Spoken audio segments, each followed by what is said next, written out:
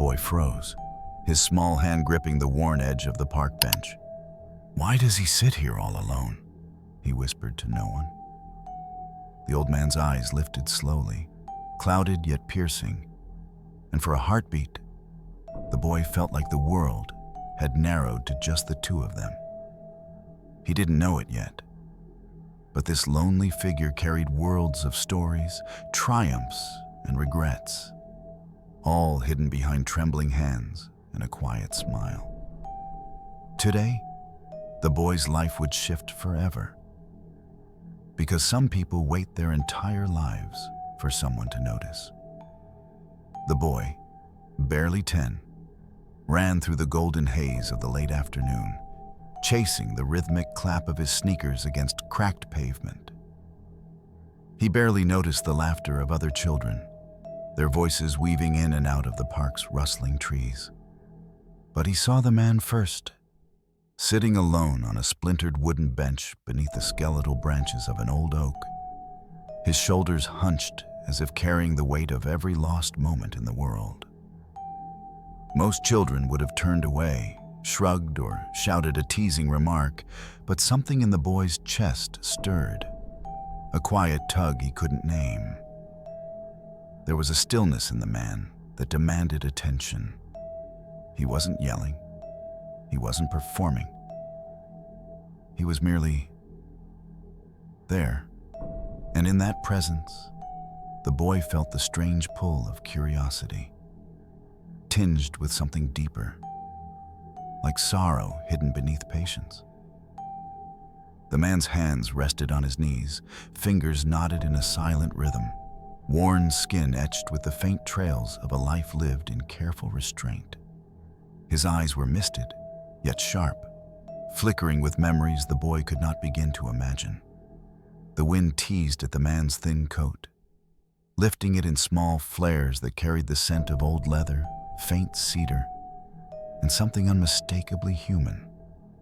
A life well-traveled, quietly heroic, unseen. It wasn't long before the boy took a cautious step forward.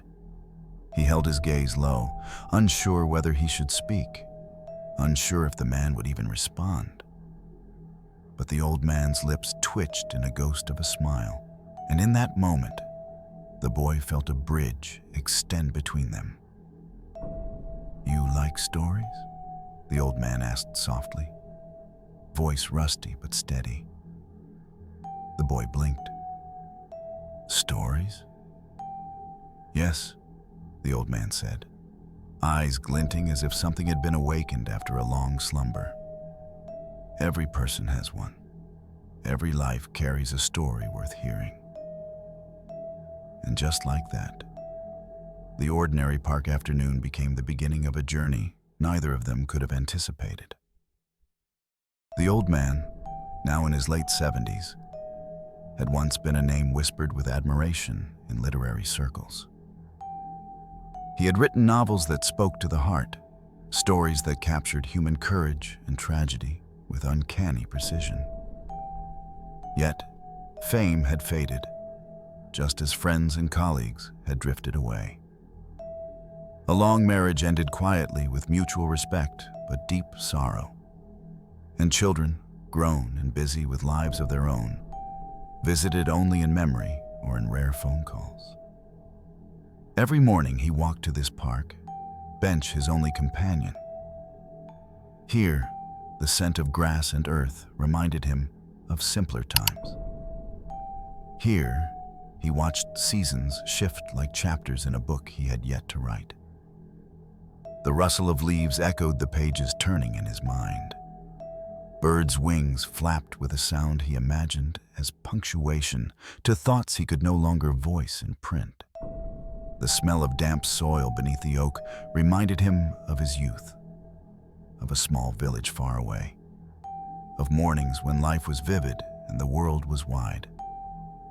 He had fought through the ache of creative drought, endured the sting of criticism that often misread his intention, and faced illness that crept slowly, silently into his bones. Yet, through it all, he carried stories, fragments of courage and despair, moments of love and loss, tucked carefully into the pockets of his memory.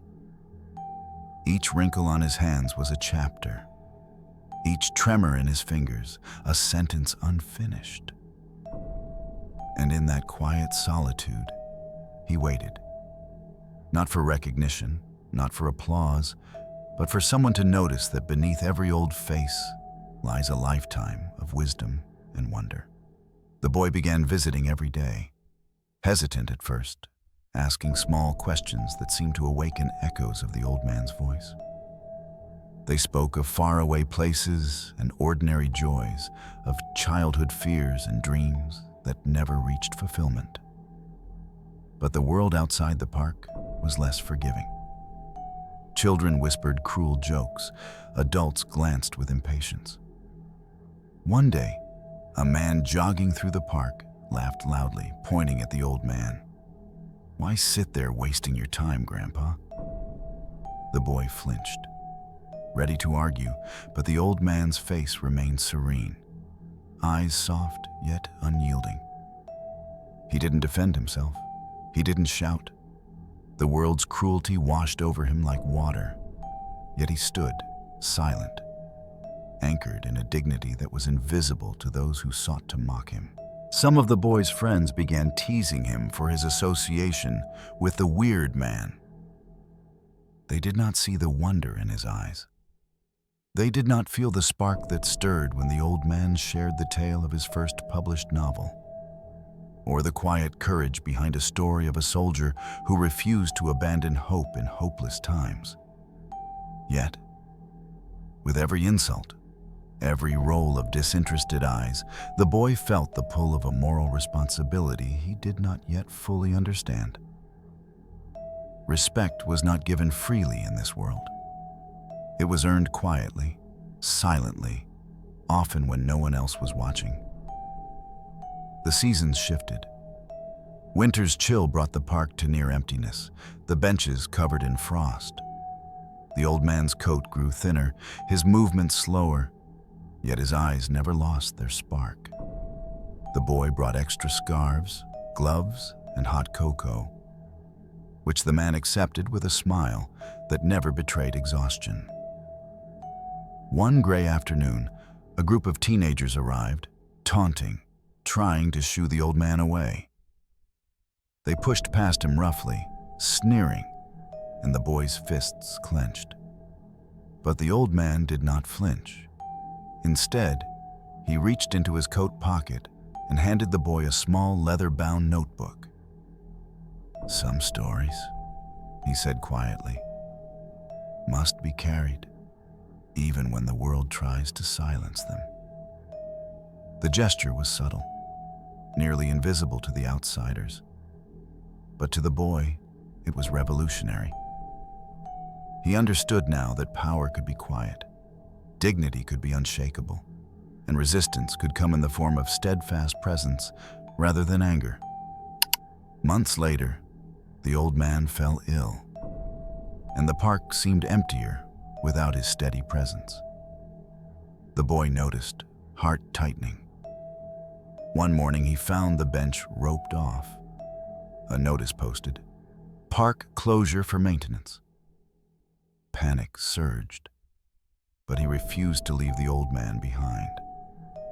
He rallied the neighbors, collected signatures, and spoke to the local council, pleading for the bench's return. The community, inspired by his courage and moved by the boy's stories of the old man's wisdom, rallied. Crowds gathered, petitions signed, journalists arrived, and suddenly the small, forgotten man in the park became a symbol, a reminder that the quietest lives often carried the deepest lessons. The council relented. The bench was restored, adorned now with a small plaque, "For those who have stories to tell and those who listen." The park was alive again. Children played around the old oak, their laughter a soft symphony. The old man, frail yet proud, sat on the restored bench, watching the world with eyes that held entire novels. People approached him, not with ridicule, but with genuine curiosity, asking for advice, sharing stories, seeking wisdom. The boy stood beside him, hand on his shoulder, feeling a swell of pride and understanding. The park was not just a park anymore. It was a sanctuary, a testament to unseen strength, a place where silence had triumphed over cruelty. And in that moment, the boy realized that witnessing courage, even quietly, was a gift that changed lives forever.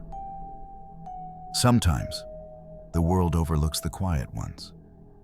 The old man sitting alone, the soldier who carries invisible scars, the teacher who whispers lessons no one notices.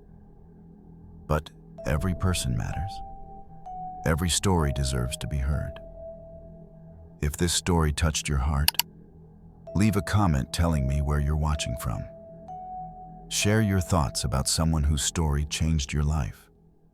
And subscribe for more stories that honor the silent heroes who shape the world in ways unseen but unforgettable.